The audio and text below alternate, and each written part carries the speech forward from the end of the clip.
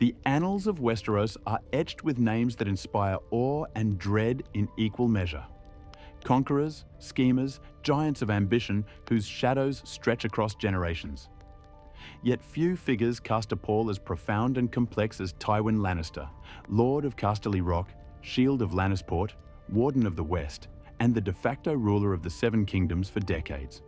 He was the architect of his house's preeminent power, a master strategist who wielded gold and fear with unparalleled skill. He was also a man forged in humiliation, driven by a pathological aversion to weakness, whose cold brilliance ultimately sowed the seeds of his dynasty's potential ruin. To understand the iron-willed lion who bestrode the realm, we must journey back beyond the War of the Five Kings, to the crucible of his youth and the defining acts that shaped the most formidable lord of his age. This is the story of Tywin Lannister's rise, a tale not of heroism, but of relentless ambition, ruthless pragmatism, and the profound cost of building an empire on fear and familial contempt. Part 1. The Stain of the Laughing Lion. Childhood and Inheritance of Shame. Born in 242 AC, Tywin Lannister entered a world of unparalleled privilege. He was the firstborn son of Tytos Lannister, Lord of the impregnable Casterly Rock, a fortress hewn from gold-rich mountains overlooking the Sunset Sea.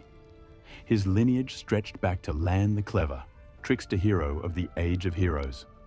They were kings of the Rock before Aegon's conquest, and afterwards the paramount lords of the wealthy Westerlands. Power, wealth, and pride were his birthright.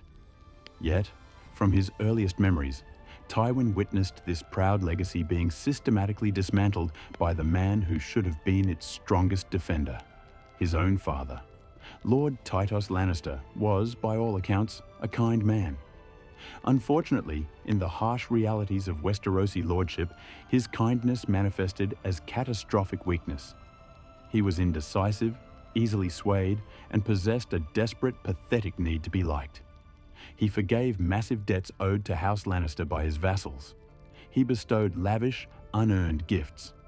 Most damagingly, he allowed his bannermen to mock him openly, to borrow gold with blatant disregard for repayment, and to treat the Lion of Casterly Rock not with reverence, but with contemptuous laughter. He became known throughout the realm as the Laughing Lion, a title dripping with scorn. Young Tywin absorbed this daily humiliation like poison. He saw Lord Tarbeck brazenly imprison Tytos' own mistress, demanding concessions for her release. He witnessed Lord Reign of Castamere openly defy his father's authority. Lesser knights and lords felt emboldened to insult the Lord Paramount to his face, knowing no consequence would follow. This relentless spectacle of impotence seared itself into Tywin's psyche. He learned a visceral contempt for his father's inability to command respect, contempt for the vassals who preyed upon that weakness, and above all, a burning, absolute conviction that respect and power could only be seized and held through unflinching strength and the chilling currency of fear. Mercy was vulnerability. Compromise was defeat. The lion's roar must silence all laughter, forever. Part 2. Castamere, the forging of a reputation in fire and water. Tywin, even as a teenager, refused to passively endure the decay.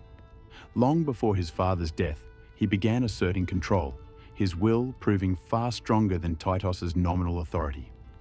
His moment to act decisively came when Lord Walderon Tarbeck, emboldened by past impunity, imprisoned 3 Lannister knights demanding repayment of a long overdue debt. Tytos predictably dithered, seeking a peaceful solution. Tywin saw only provocation, demanding annihilation. Acting with a precocious command that belied his youth, Tywin summoned the Lannister banners, raising them through his own force of personality, not his father's pleading. He marched on Tarbeck Hall. When Lady Ellen Tarbeck, Walderon's wife, brought out the captive knights onto the battlements, likely expecting to parley or extract concessions, Tywin revealed his true intent. He had her killed immediately. Tarbeck Hall was then stormed, its defiance crushed with brutal efficiency. This was a warning shot, but the greater challenge remained. The true insult, the deeper challenge to Lannister supremacy, came from House Reign of Castamere. Reynard Reyne, outraged by the fate of his allies, the Tarbecks, and utterly contemptuous of Tytos, openly rebelled. He refused summons to Casterly Rock, declared Castamere independent of Lannister rule, and raised his banners in armed defiance. This was the moment Tywin had been preparing for his entire life. He moved with terrifying speed and utter, chilling ruthlessness. The Reynes were powerful, wealthy, and occupied the formidable castle of Castamere, built partially within a vast network of deep, labyrinthine mines. They likely expected negotiation, perhaps concessions, as Tytos would have offered. They fatally underestimated the sun. Tywin's forces descended upon Castamere. The details of the siege are stark and brutal, immortalized in the song Tywin himself likely commissioned as a permanent psychological weapon. The Reynes were defeated in open battle. Survivors, including women, children, and the wounded, retreated into the relative safety of the deep mines beneath their castle. Tywin offered no terms, no quarter. Instead, he commanded his engineers to seal every known exit from the mine shafts. Then, in an act of calculated horror, he ordered the digging of diversion tunnels to redirect the course of a nearby river. The waters were unleashed, flooding the mines of Castamere. Every living soul trapped within, man, woman, child, was drowned in the cold, dark depths. Above ground, the castle itself was methodically torn down, stone by stone, until nothing remained but rubble. House Tarbeck met an identical fate. Their stronghold was likewise razed to its foundations. The message was unequivocal, brutal, and designed to echo through the centuries. Defy House Lannister, and you will be exterminated. Utterly. Completely. Not merely defeated, but erased from history and memory. The Reigns of Castamere became more than a melody. It became a chilling anthem of Lannister power, a whispered threat that could quell rebellion with its first few notes. Before he had even reached 20 years of age, Tywin Lannister had annihilated two ancient noble houses and cemented a reputation for merciless, absolute retribution. The laughter in the Westerlands ceased abruptly. When Tytos Lannister died shortly after, reportedly succumbing to a heart attack brought on by laughing too hard at a fool's jape, Tywin ascended as Lord of Casterly Rock. The era of the Laughing Lion was buried. The age of Tywin had dawned, cast in the cold light of fear. Part 3. The Golden Hand, Order, Love, and the Shadow of the Mad King. Tywin's reputation for ruthless efficiency and formidable administrative skill soon reached the Red Keep in King's Landing. In 262 AC, the newly crowned King Aerys II Targaryen, who had been Tywin's childhood companion and even served as his squire, appointed him Hand of the King. This was the highest office in the realm, second only to the king himself. For the next 20 years, Tywin Lannister effectively ruled the Seven Kingdoms, and by most objective measures, he ruled them exceedingly well. Aerys II, though beginning his reign with energy and promise, possessed a volatile temperament and a growing paranoia. He was impulsive, prone to extravagant and impractical schemes, and increasingly unstable. Tywin became the essential counterweight. He tackled the crown's crippling debts accumulated during the reign of Aerys's father, Jaehaerys II. He streamlined the realm's cumbersome bureaucracy, enforced the king's justice with a severity that was often brutal but undeniably effective, and skillfully managed the intricate, treacherous web of alliances and rivalries among the great houses. Under Tywin's stewardship, the realm enjoyed a period of relative peace and prosperity.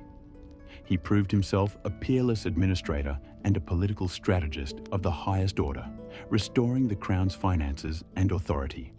It was during this zenith of power that Tywin married his cousin, Joanna Lannister. This union appears to have been the singular, genuine emotional connection of Tywin's life. Joanna was reportedly intelligent, strong-willed, and commanded Tywin's deep respect and affection. She brought a measure of warmth to his stern nature. Their union produced the Golden Twins, Jaime and Cersei, born in 266 AC. For a time, Casterly Rock knew a semblance of familial happiness under Joanna's influence. However, tragedy struck in 273 AC. Joanna died giving birth to their third child, Tyrion, a dwarf who emerged a stunted, grotesque creature in Tywin's unforgiving eyes. Joanna's death shattered Tywin. He blamed the infant Tyrion, a resentment that calcified into deep-seated hatred and shame, forever warping their relationship. The light in his life extinguished, leaving only the cold engine of ambition and the relentless drive for legacy. Simultaneously, his relationship with King Aerys deteriorated catastrophically. Aerys grew intensely jealous of Tywin's competence, his popularity with the small folk and lords alike, and the sheer amount of power he wielded in the king's name. Aerys became suspicious of Tywin's motives, particularly after Joanna's death. Cruel rumors, possibly originating from the king himself, circulated suggesting Tywin's true power had stemmed from Joanna, and that without her, he was diminished, even mocked as Lord Tarbeck. Aerys's own unhealthy infatuation with Joanna, culminating in crude remarks about taking liberties on her wedding night, poisoned the well irreparably. Aerys's madness deepened, marked by increasingly irrational decisions, public humiliations of Tywin, most notably refusing Prince Rhaegar's betrothal to Cersei Lannister despite prior discussions, and a corrosive paranoia fixated on his once friend and indispensable hand. Part 4. The Tourney at Harrenhal. Pageantry, poison, and the point of no return. The crumbling relationship between king and hand reached its most visible and symbolically charged rupture at the greatest tourney in living memory. The Tourney at Harrenhal in 281 AC. Ostensibly organised by Lord Walter Went to celebrate his daughter's name day, the staggering scale and expense of the event, jousts, melees, feasts lasting days, immediately sparked rumours. Whispers circulated that the true financier was Tywin Lannister himself. His motivations were likely multifaceted: a staggering display of Lannister wealth and generosity, an opportunity to showcase Cersei, now a young woman, to the realm, and particularly to Prince Rhaegar, and perhaps a subtle assertion of power independent of the increasingly erratic king. However, Aerys II, in a move that shocked the realm and was seen as a direct slap to Tywin, announced his intention to attend. Aerys had rarely left the Red Keep in years, gripped by paranoia. His arrival cast a long, ominous shadow over the festivities. He arrived surrounded by a massive contingent of his new brutal bodyguards, the Burners, and his presence was marked by suspicion and erratic behaviour. He saw plots everywhere, particularly implicating Tywin. The king openly snubbed Tywin and Cersei, refusing to grant them any special favour. The tension was palpable. The tourney itself was magnificent, a spectacle of chivalry and prowess. But Aerys's actions turned it into a political nightmare. He took deep offence when a mystery knight, the Knight of the Laughing Tree, appeared and successfully defended the honour of the Stark squires against 3 bullying knights. Aerys, paranoid, became convinced the knight was an enemy, demanding his unmasking. More devastatingly for Tywin, Aerys committed the ultimate act of spite towards his hand. Towards the tourney's end, Aerys unexpectedly and publicly bestowed the ultimate honour upon Jaime Lannister, Tywin's 17-year-old heir and golden boy, a position in the King's Guard. This was a masterstroke of cruelty. It removed Jaime as Tywin's heir, binding him to lifelong celibacy and service in King's Landing. It was a deliberate act to rob Tywin of his legacy and publicly humiliate him, using his beloved son as the weapon. Tywin was furious and utterly humiliated. He resigned his hand the very next day and returned to Casterly Rock with Cersei, leaving Jaime behind in the White Cloak. The tourney at Harrenhal, intended as a triumph for House Lannister, became the stark public declaration of the irreparable break between the Lion and the Dragon. Part 5. The Lion's Gambit, Robert's Rebellion. calculated neutrality, and ruthless realignment. Tywin watched from Casterly Rock as Aerys's madness finally ignited the realm. The abduction of Lyanna Stark by Prince Rhaegar and Aerys's brutal execution of Lord Rickard Stark and his heir Brandon provided the spark for Robert's rebellion in 282 AC. The realm fractured. The rebels, led by Robert Baratheon, Eddard Stark, Jon Arryn, and Hoster Tully, gained momentum. The Targaryens held King's Landing and the nominal loyalty of Dorne and the Reach, though their commitment was uncertain. Faced with this chaos, Tywin declared his forces neutral. He gathered his powerful, fresh Lannister host at the Rock, a formidable army untouched by the early fighting. He played the ultimate game of cold calculation. He would not rush to support a crumbling, mad dynasty, nor would he prematurely back rebels who might yet fail. He waited patiently for the moment of maximum leverage when his intervention could decisively shape the future and secure Lannister supremacy in the new order. That moment came with the thunderous clash at the Battle of the Trident. Prince Rhaegar Targaryen fell to Robert Baratheon's warhammer. The rebel victory became inevitable. The Targaryen cause collapsed. Seeing the trajectory clear, Tywin marched his army towards King's Landing, not as a savior, but as a predator closing in for the kill. King Aerys, desperate and deluded, ordered the city gates opened to his loyal servant. It was a fatal miscalculation. Tywin's forces, spearheaded by the terrifying Gregor Clegane and the ruthless Amory Lorch, sacked the city with horrific, indiscriminate brutality. This sack served Tywin's purposes perfectly. It demonstrated his decisive power and ruthlessness to the ascendant Robert Baratheon.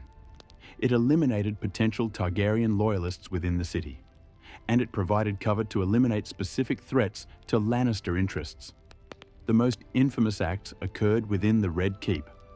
Sir Gregor Clegane brutally murdered Princess Elia Martell of Dorne and her infant son, Prince Aegon. Sir Amory Lorch killed Princess Rhaenys. The murders of Elia and her children were acts of unspeakable savagery, eliminating the last direct Targaryen heirs, barring the escaped Viserys and Daenerys, and sending a brutal, unequivocal message to Dorne and any potential challengers. While Tywin later claimed ambiguity regarding the specifics of their deaths, he undeniably ordered their elimination. He presented their corpses, gruesomely wrapped in Lannister crimson cloaks, to the victorious Robert Baratheon as a token of his loyalty. Robert, consumed by his hatred for the Targaryens and acutely aware of his need for Lannister gold to secure his reign, accepted Tywin's fealty. To cement the alliance, Tywin offered his daughter Cersei's hand in marriage to the new king. Robert agreed. Jaime Lannister, who had slain Aerys in the final moments, earning the epithet Kingslayer, was pardoned for his oath-breaking and remained in the Kingsguard, much to Tywin's enduring frustration. Through cold calculation and ruthless action, Tywin had navigated the rebellion's chaos. House Lannister emerged not just intact, but ascendant.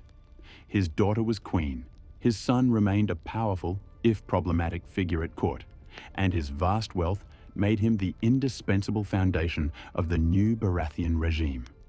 The Lion had secured his place at the very heart of power. Part 6. The Patriarch, Gilded Cage and Poisoned Roots. With the realm ostensibly pacified, Tywin returned to Casterly Rock, focusing on consolidating Lannister power and managing his fractured family. A task that proved infinitely more complex and ultimately more destructive than governing kingdoms. His relationships with his children were defined by towering expectations, deep-seated shame, and a fundamental inability to see them as individuals rather than instruments of the Lannister legacy. When it came to his children, Tywin's vision was tragically distorted. Jaime, the Golden Heir, embodied the martial prowess and beauty Tywin prized. Yet Jaime's appointment to the Kingsguard by Aerys remained an open wound, a theft of Tywin's rightful successor. Tywin never forgave Jaime for accepting the White Cloak or for failing to resign after Aerys's death. He saw Jaime's potential greatness constantly undermined by what Tywin perceived as laziness, and a lack of dynastic ambition, leading to relentless pressure for Jaime to abandon his vows. Cersei, resembling her mother Joanna, was Tywin's ultimate political tool as queen. He expected her to produce royal heirs and subtly manipulate Robert for Lannister gain, yet he fatally underestimated her own ruthless nature and burgeoning paranoia, dismissing her intelligence and ambition as dangerous folly. He sought to control her through marriage pacts, like the aborted match with Loras Tyrell, never treating her as a true partner.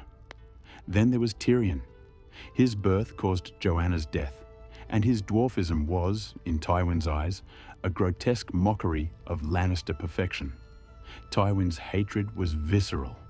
He subjected Tyrion to constant public humiliation, denied him his birthright, Casterly Rock, and used his intellect only when convenient. The cruelest act came years before Robert's rebellion, when a young Tyrion married a crofter's daughter named Tysha. Upon discovering the union, Tywin had his guards rape Tysha, paying her a silver coin each, and forced Tyrion to participate last, paying a gold coin, thereby teaching Tyrion that Tysha was merely a whore. This act of profound psychological sadism scarred Tyrion forever and cemented his hatred. Tywin could never see past Tyrion's appearance to recognize his sharp mind or desperate desire for approval. Tyrion was the living embodiment of shame Tywin could neither accept nor erase. Tywin ruled his family as he ruled the Westerlands, demanding absolute obedience, viewing them as pieces to be maneuvered for the greater glory of House Lannister, and in doing so, nurturing the very resentments and dysfunctions that would lead to his downfall and threaten the dynasty he built. Part 7. Legacy. The Foundation of Fear. Tywin Lannister achieved his paramount goal. He restored House Lannister to a position of unprecedented power and dread. He silenced the laughter of his father's era with the roar of Castamere. He was a peerless administrator who brought order to the realm's finances and governance during his tenure as Hand. He was a strategic genius whose understanding of power, gold, fear, and ruthless force was unmatched in his time. His calculated neutrality and subsequent brutal intervention during Robert's rebellion secured his house's dominance in the new regime. Yet, the very methods that built his power also poisoned his legacy and sowed the seeds of future chaos. The utter annihilation of the Reynes and Tarbecks established a precedent of extermination. The sack of King's Landing and the horrific murders of Elia Martell and her children created an undying wellspring of hatred in Dorne. His reliance on monsters like Gregor Clegane created liabilities. His greatest failure, however, was domestic. His coldness, his inability to love or understand his children beyond their utility, his deep-seated shame and hatred, cultivated the forces that would destroy him and unravel his life's work. Cersei inherited his ruthlessness without his discipline. Jaime struggled under the weight of his expectations. Tyrion nursed a bottomless well of resentment. Tywin Lannister built an edifice of gold and fear, believing fear alone could ensure a lasting legacy. He died not on a battlefield, but ignobly, slain by the son he despised, on a privy, a grotesque symbol of the decay within the gilded cage he constructed. He proved that while fear can command obedience, it cannot forge loyalty or love. He taught the realm to tremble before the lion, but forgot that hatred, once sown, eventually yields a bitter harvest. His legacy is one of immense power, chilling ruthlessness, and the inescapable truth that the strongest foundations, if built on poisoned ground, are doomed to crack and fall. The lion roared, but the echo that remains is one of warning. Tywin Lannister remains a colossus in the history of Westeros, a figure whose shadow stretches long after his death. His life is a masterclass in political strategy and the acquisition of power, yet also a profound tragedy of familial failure and the corrosive nature of contempt. He reshaped the realm through will and terror, restoring his house to glory on a foundation of blood and gold. But in the end, the very traits that made him formidable, his ruthlessness, his pride, his coldness, became the instruments of his downfall and the potential undoing of the dynasty he sacrificed everything to build. The Lion of Casterly Rock, a legacy written in gold, sealed in blood, and echoing with the whispers of Castamere.